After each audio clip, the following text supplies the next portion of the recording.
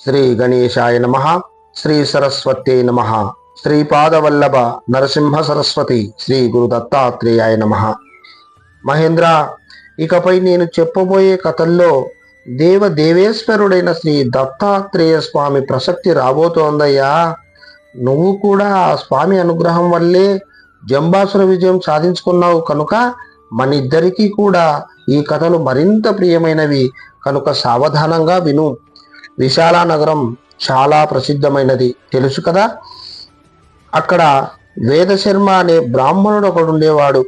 అతను వేదవేత్త, ధర్మతత్పరుడు, ఇంద్రియ నిగ్రహం పట్ల శ్రద్ధ కలిగిన, నిత్యానుష్ఠానాలు విస్తారంగా చేసుకునేవాడు, కలిగినంతలో తృప్తిగా జీవించేవాడు. అతనికి లేక చివరికి ఒక కొడుకు పుట్టాడు. సుశీలుడని పేరు పెట్టి అల్లారు ముద్దుగా పెంచుకున్నాడు కొడుకును ఆ బ్రాహ్మణుడు. ఏ జన్మలో చేసిన పాపకర్మో ఆ పిల్లవాడిని పసితనంలోనే 7 బ్రహ్మరాక్షసులు పట్టి పీక్కు తినడం ప్రారంభించారు. అందులోనూ ఆ బ్రహ్మరాక్షసులకు తమకు పడక వీడి శరీరం మీద చేరి పెనుగులాడుకుంటూ ఉండేవారు. పసివాడికి ఏనాడికి ఆనాడు ప్రాణాంతకంగా ఉండేది. మనం ఇప్పుడు కథ చెప్పుకుంటున్నాం కనుక బ్రహ్మరాక్షసులని తేలిగ్గా చెప్పేశాం, కానీ ఆ పిచ్చి బ్రాహ్మణుడికి మొదట్లో అదేం తెలుస్తుంది. పిల్లవాడికి ఏదో జబ్బు పట్టిందనుకున్నాడు. తర్వాత వాడి వికట చేష్టలు చూసి పిచ్చేమో అనుకున్నాడు, గాలి చేస్తేమో అనుకున్నాడు, గిట్టని వారు అభిచార ప్రయోగం చేశారేమో అనుకున్నాడు, ఇంకా ఏమేమో అనుకున్నాడు. సర్వ నిర్మముడై ఉన్న ఆ బ్రాహ్మణుడికి ఇహలోకంలో ఉన్న ఏకైక బంధం ఆ పిల్లవాడు. వాడి విషయంలో అశ్రద్ధ చేస్తాడా? ఎన్ని రకాల ఉపాయాలు తనకు తెలిసినంతలో ఉన్నాయో అవన్నీ చేసి చూశాడు. ఫలం మాత్రం శూన్యం. నానా పుణ్యాలు జపాలు చేసి కోరి తెచ్చుకున్న కన్న కొడుకు ఆ బ్రాహ్మడికి చివరికి మానరాని చింతై కూర్చున్నాడు. ఇలా ఉండగా ఒక రోజున వేదశర్మ ఎప్పటిలాగే మధ్యాహ్న కాలానికి వైశ్యదేవం చేసి ఎవరైనా అతిథులు వస్తారేమో అని ఎదురు చూస్తున్నారు. అంతలో వాకిట్లోకి ఒక ముష్టివాడొచ్చాడు. మురికి గుడ్డలు, ఒంటి నిండా అట్టలు కట్టుకున్న బురద, పాడు కంపు, నోట్లో చొంగ, ముసురుతున్న ఈగలు. ఇది వాడి అవతారం. ఎవడైతేనేమి మధ్యాహ్న సమయాన వైశ్య దేవానంతరం వచ్చిన వాడు స్వయంగా విష్ణువని వేద శాసనం. వేదశర్మ ఆ బుద్ధితోనే భక్తితో అన్నం తెచ్చి వేశాడు. అతనికి అది మామూలే. అతనెన్నడూ అతిథుల్ని దేవేతర బుద్ధితో చూసి ఎరగడు. అయితే ఉపాధి ధర్మాన్ని బట్టి వచ్చిన విష్ణువు ముష్టివాడి రూపంలో ఉన్నాడు కనుక ముష్టే వేస్తాడు. మరో రూపంలో వస్తే దానికి తగిన ఉపచారం చేస్తాడు. భక్తి మాత్రం 2 చోట్ల సమానమే. ఇది అతని పద్ధతి. ఇవాళ కూడా అట్లాగే చేశాడు. కానీ ఆ రోజున మాత్రం బిచ్చం పెడుతూ ఆ బిచ్చగాడి వంక చూడగా ఎందుకో అప్రయత్నంగా ఒక ఆలోచన వచ్చింది అతనికి. ఆయన దత్తాత్రేయ స్వామి కాదు కదా? అవును, ఆయన ఈ సమయంలో మారు రూపాల్లో భిక్షాటనం చేస్తూ ఉంటాడని వినికిడి కదా.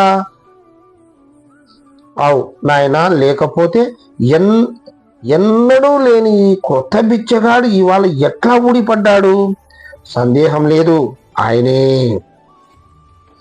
వేదశర్మ ఆలోచనలు మెరుపుల్లాగా సాగినాయి. అంతకన్నా మెరుపుల్లాగా పైకెళ్ళిపోతున్నాడు బిచ్చగాడు. ఇక వేదశర్మ జంకలేదు, తటపడాయించలేదు, వెంట పడ్డాడు. ఇప్పటి వరకు నీరసంతో వేళ్లాడుతున్న బిచ్చగాడికి అంతలోనే అంత ఓపికెలా వచ్చిందో. చరచరా నడుస్తున్నాడు. పై ఇళ్లలో బిచ్చానికైనా ఆగడం లేదు. వేదశర్మకు అనుమానం పెరిగింది. అతడికి ముష్టివాడి వేగం అందుకోవడం కష్టమవుతోంది. ఇక లాభం లేదని పరుగు ప్రారంభించాడు వేదశర్మ. అప్పటికే ఊరి పొలిమేరలు దాటారు ఇద్దరు. బిచ్చగాడు నడక ఆపి వెనకాల వచ్చే బ్రాహ్మణుని రాళ్లతో కొట్టాడు. అయినా ఇతడు ఆగలేదు. దగ్గరకు వచ్చి ఆయాసంతో ఎగరొప్పుతున్న పేద బ్రాహ్మణుని ఆ ముష్టివాడు పక్కన దొరికిన ఒక చెట్టు కొమ్మతో నిర్దయగా చావగొట్టాడు. అపకారం చేస్తున్న కొద్దీ వేదశర్మకు మనసులో సంతోషం పెరుగుతోంది. ఎలాగో సందు చేసుకుని బిచ్చగాడి పాదాలు పట్టుకుందామని చూస్తున్నాడు. బిచ్చగాడు మళ్ళీ పరుగు లంకించుకున్నాడు. ఇతను వెంట పడ్డాడు. దారిలో ఒక చోట సగం కుళ్ళిన గాడిద శవం కనిపించింది. బిచ్చగాడికి ఒళ్ళు మండింది కాబోలు. ఆ గాడిద శవంలో నుంచి కుళ్ళిన పాడు మాంసం ఇంత తీసి తిను అని బ్రాహ్మణుడి చేతిలో పెట్టాడు. అతను దాన్ని కళ్ళకద్దుకొని కొంగున కట్టుకొని మళ్ళీ బిచ్చగాడి వెంట పడ్డాడు. వాడి మాట బ్రాహ్మణుడిని కాళ్లతో నడ్డి విరిగేటట్టు తన్ని అతను తేరుకునే లోపలనే వెళ్ళి దగ్గరలో ఉన్న కొండ గుహలో దూరి కూర్చున్నాడు. వదలలేదు వేదశర్మ. వెళ్ళి ఎదురుగా సాష్టాంగ నమస్కారం చేసి చేతులు కట్టుకొని నిలబడ్డాడు. ఇప్పటికి బిచ్చగాడు కొంచెం పెదవి విప్పి మాట్లాడాడు. ఓరి బాపనోడా, పిచ్చోడితో నీకేమిట్రా పని? పో, దూరంగా పో. వేదశర్మ బుద్ధి బహుకాల వేదాభ్యాసం చేత నిర్మలమైంది. అందుచేతనే ఎదురుగా ఉన్నది దత్తాత్రేయ స్వామేనని అతనికి నిశ్చయమైపోయింది. అతను మళ్ళీ నమస్కరించి, స్వామి, నీ తత్వాన్ని బ్రహ్మాదులే తెలియలేరు కదా, ఇంకా నేనెంత? నువ్విలా నన్ను వంచాలని చూడడం తగదు. స్వామి, నీవే నాకు దిక్కు. పాల ముంచుతావో నీట ముంచుతావో నీ ఇష్టం అని అనేక విధాలుగా స్తుతి చేశాడు. స్వామి అప్పటికి వేదశర్మ దృఢత్వం పట్ల తృప్తి చెంది మంగళకరమైన స్వస్వరూపంతో సాక్షాత్కరించాడు. వేదశర్మ ఆనందపరవశుడై ఋగ్యజుస్సామ గానాలతో స్వామిని స్తుతి చేశాడు. మందహాసం చిందులాడే ముఖంతో స్వామి ఇలా అన్నాడు. వేదశర్మ, నిన్ను కష్టపెట్టాను కదూ? కష్టం కాదులే, నీకదే మేలు. నువ్వు వచ్చిన కారణం నాకు తెలిసింది. పాపం, నీ కొడుకు చింత నిన్ను పిండేస్తోంది. నీకు తెలియదయ్యా, నీ చింత నన్ను పిండేస్తోంది. నీ కొడుకుని 7 బ్రహ్మరాక్షసులు ఏకకాలంలో పట్టి పీడిస్తున్నారు. అయినా భయపడకు, నేను నీకు 7 మంత్రాలిస్తాను. వాటిని బీజాక్షర సహితంగా జపించు. ఒక్కొక్క మంత్రంతో ఒక్కొక్క గ్రహం పోతుంది. అయితే అన్నీ ఒకేసారి పోవాలంటే సాధ్యం కాదు. రోజుకొక దాని చొప్పున గాని పోగొట్టదు. ఇలాంటివి క్రమంగా గాని సాధ్యం కాదు. నీకు తెలియందేముంది? విద్యార్థులకు పాఠం ప్రారంభించావనుకో, విద్యలన్నీ ఒకేసారి నూరి నోట్లో పోసి కుక్కేస్తానంటే కుదురుతుందా? బాహ్యాలైన అవిద్యా వృత్తులు నశించాలంటే అవి క్రమంగా గాని పోవు చూడు మరి. కొన్ని అవిద్యా వృత్తులు న్యాయశాస్త్రం వల్ల పోతాయి, కొన్ని సాంఖ్యం వల్ల, కొన్ని యోగం వల్ల, కొన్ని మీమాంస వల్ల. ఇవన్నీ పోయాక అద్వైతత్వం బోధిస్తే అది సులభంగా బుర్రకెక్కుతుంది. ఈ బ్రహ్మ రాక్షసుల్ని పోగొట్టడం కూడా అలాంటిదే. కనుక ఈ మంత్రాలతో నీకు పుత్రవ్యాధి చింత తీరిన తర్వాత పరమ పురుషార్థం కూడా అనాయాసంగా సిద్ధిస్తుంది. మంత్రాలను గ్రహించు. స్వామి శక్తిపూర్వకంగా మంత్రాలను ఉపదేశించాడు. వేదశర్మ సంతోషంతో ఇంటికి బయలుదేరాడు. దారిలో ఆ కుళ్ళు గాడిదను చూసిన చోటు దగ్గరకు వచ్చేసరికి స్వామి ఇచ్చిన మాంసపు ముక్క సంగతి గుర్తుకొచ్చింది. మూట విప్పి చూసుకుంటే రక్త చందన పుష్పం ఒకటి ఉంది ఆ మూటలో. నివ్వెరపోయి ఆ గాడిద శవం ఎక్కడా అని అటు ఇటు చూస్తే ఆ శవం ఉండాల్సిన చోట ఒక రక్త చందన వృక్షం ఉంది. వేదశర్మకు ఆశ్చర్యం, ఆనందం పెనవేసుకొచ్చాయి. అతను స్వామి మహిమను వేనోళ్ళ కొనియాడుకుంటూ ఇంటికి చేరి స్వామి ఉపదేశించిన పద్ధతిలో పుత్రుణ్ణి స్వస్థుణ్ణి చేసుకున్నాడు. తర్వాత వేదశర్మ ఆ అద్భుత మంత్రాల మహాప్రభావం వల్ల అందరికీ కూడా గ్రహ బాధలను ఉచితంగానే పోగొట్టేవాడు. దాంతో అతనికి పుణ్య సంపదతో పాటే పలుకుబడి, అంతో ఇంతో రాబడి కూడా పెరిగాయి. రాబడి పెరిగిన కొద్దీ అతని పుణ్య కార్యాలు పెచ్చు పెరిగాయి. యజ్ఞ యాగాలేమి, గుళ్ళు గోపురాలేమి, బావులు చెరువులేమి, ఇంకా ఎన్నో పుణ్య కార్యాలేమి అతను నిష్కామంగా చేశాడు. క్రమంగా అతని మనసు వైరాగ్య మార్గాన్ని బట్టి అతనికి ఆ జన్మలోనే ఆత్మలబ్ధి సిద్ధించింది. కనుక మహేంద్ర, సద్బుద్ధి ఉంటే, సత్యాహింసలుంటే, చేసే పనులలో లొల్లి తోత్తడం లేకుండా ఉంటే మంత్రశాస్త్రాలు, తంత్రశాస్త్రాలు కూడా మోక్షాన్ని ఇయ్యగలవు. వింటున్నావా కార్తవీర్య? ఈ కథలో అనుకోకుండా నీ శాస్త్ర విరోధం మాట కూడా ప్రస్తావనకొచ్చింది. శాస్త్రానికి విరోధం లేదు, ఉందనుకొని తదనుయులు విరోధించుకుంటే అది వాళ్ళ తలవ్రాత. ఎవరి అధికారాన్ని బట్టి, రుచిని బట్టి, సంప్రదాయాన్ని బట్టి వారా మార్గాల్లో ప్రయాణం చేయవచ్చు. పై కథలు కూడా వింటే నీకు ఆ విషయం మరింత స్పష్టపడుతుంది. కార్తవీర్య, ఇకపై 4 కథలు మనం మాతాపురానికి సంబంధించినవి. అక్కడ విష్ణుదత్తుడనే మహానుభావుడుండేవాడు. అతడు నా భక్తుడు అయితేనేమి, నేనే అతడిని మహానుభావుడని కీర్తిస్తున్నాను. అతని పేరు తలుచుకుంటేనే నాకు మేనంతా పులకలెత్తుతుంది. అతని కథను బృహస్పతి మాటలలోనే విను. ఆ కథలు వింటే నువ్వు ఇంకా పవిత్రుడి అవుతావు. స్వామి మాటలలోని ఆనంద పారవస్యం చూసి చక్రవర్తి అబ్బురపడ్డాడు. అతను సావధానుడై వింటూ ఉండగా స్వామి కొనసాగించాడు. కార్తవీర్య, బృహస్పతి పై కథను ఇలా చెప్పసాగాడు. దేవేంద్ర, పై గాథలు పుణ్యవత్తరాలు, దత్తస్వామికి అత్యంత ప్రియపాత్రులు కనుక మరింత శ్రద్ధగా విను. సహ్యాద్రి సమీపంలో మాతాపురం అనే గ్రామం ఉంది. అక్కడ విష్ణుదత్తుడు అనే బ్రాహ్మణుడు ఉండేవాడు.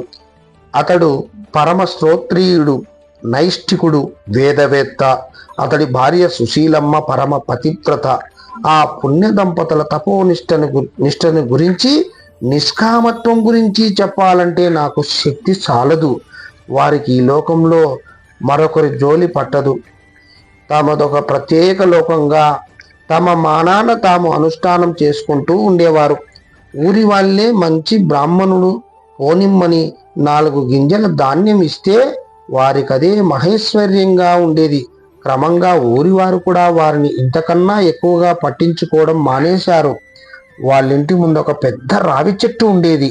దాని మీద ఒక బ్రహ్మరాక్షసుడు నివసిస్తూ ఉండేవాడు. ఆ విష్ణుదత్తుడు రోజు వైశ్యదేవం చేసి భూతబలి కోసం వేసే మెతుకుల్ని వాడు ఏరుకు తింటూ ఉండేవాడు. ఆ దంపతుల మీదికి పోవడానికి వాడికి గుండె ఎక్కడా? వాడి మెతుకులు మెక్కి ఇతరులను పట్టుకుని పీడిస్తూ ఉండేవాడు. క్రమక్రమంగా వాడిలో తాను ఇతరులను పీడించడం పాపం అనే ఆలోచన బయలుదేరింది. వాడే ఆశ్చర్యపోయాడు. క్రమంగా వాడిలో మరింత సాత్వికత పెచ్చు పెరిగింది. దానికంతటికీ కారణం ఆ పుణ్యాత్ముడి వైశ్వదేవ బలులే అని వాడు గ్రహించాడు. సత్వవృద్ధి అయింది కదా, వాడిలో కృతజ్ఞతా బుద్ధి చిగురించింది. దాంతో ప్రత్యుపకార బుద్ధి గుబాలించింది. ఒకనాడు వాడు ధైర్యం చేసి చెట్టు కింద బలులు పెడుతున్న విష్ణుదత్తుడి ఎదుట నిజరూపంతో కనిపించాడు. వాడి వికృత భయంకర రూపాన్ని హఠాత్తుగా చూసి తత్తరపడ్డ ఆ బ్రాహ్మణుడు వీడు భయం లేదని ధైర్యం చెప్పి తన కృతజ్ఞతను వెలిబుచ్చి ప్రత్యుపకారం చేద్దామని ఉందని, కనుక ఏం కావాలో కోరుకోమని చెప్పాడు. తనకు చేతనైనంత మృదువుగా చెప్పాడు. విష్ణుదత్తుడు విస్తుపోయాడు. ఆ పైన ఏం కావాలో చెప్పమంటాడు వీడు? ఏం చెప్పాలి? ఎంత ఆలోచించినా తనకు కావలసిందే కనిపించడం లేదా వెర్రి బాపనయ్యకు. వాడేమో వదిలిపెట్టడం లేదు. చివరికి ఆయన భార్యతో సంప్రదించాడు. ఆవిడకి ఏమీ పాలుపోలేదు. మొదట్లో ఆలోచించగా ఆవిడకు ఒక మాట తోచింది. మీరెప్పటి నుంచో దత్తాత్రేయ స్వామి వారి దర్శనం అయితే బాగుంటుందని అనుకుంటున్నారు కదా. ఈ బ్రహ్మరాక్షసులకు చాలా శక్తులుంటాయి కదా, వీడాయన ఏమైనా చూపిస్తాడేమో. ఆవిడ ఆలోచన ఆయనకు బాగా నచ్చింది. పోయి రాక్షసుడికి చెప్పాడు. వాడు ఉలిక్కిపడి ఎగిరి వెనక్కి గంతేశాడు. ఇదిగో బాపనయ్య, బుద్ధి పోనించుకున్నావు కాదు. ఆ పేరు వింటేనే మా గుండెలు పగిలి సస్తామయ్యా మేము. నేను నిన్న ఆయన దగ్గరకు తీసుకెళ్లాలా? ఇంతకన్నా అన్యాయం ఉందా? వాడు అరిచి గద్దించాడు. అయ్యా, మీరు అతి మానుషమైన శక్తి కలవారు కదా అని మీకు అసాధ్యం ఉండదని అడిగాను. పోనీయండి, నాకేమీ అక్కర్లేదు. మీరు ఉపకారం చేసినట్టే భావిస్తాను. మీరేమీ మనసులో కొరత పెట్టుకోకండి. విష్ణుదత్తుడు నొచ్చుకున్నాడు. బ్రహ్మరాక్షసుడికి లోపలి సత్వగుణం వల్ల ఆడిన మాట తప్పబుద్ధి కావడం లేదు. ఈ సాహస కార్యం చేయబుద్ధి కావడం లేదు. వాడు చాలా గుంజాటన పడి చివరికి తెగించి, బాపనోడా, నీ మెతుకులు తిని నీతోనే అబద్ధం ఆడబుద్ధి పుట్టడం లేదు. నువ్వేమో మరొకటి కోరనని మంకుపట్టు పట్టావు. నీకైనా ఉండాలి, నాకైనా ఉండాలి. సరే, నువ్వు చెప్పినట్టే చేస్తాలే. కానీ అయితే ఒక మాట, నువ్వు చెప్పావే, ఆయన ఒక పెద్ద యోగి, అంతకన్నా పెద్ద మాయలోడు.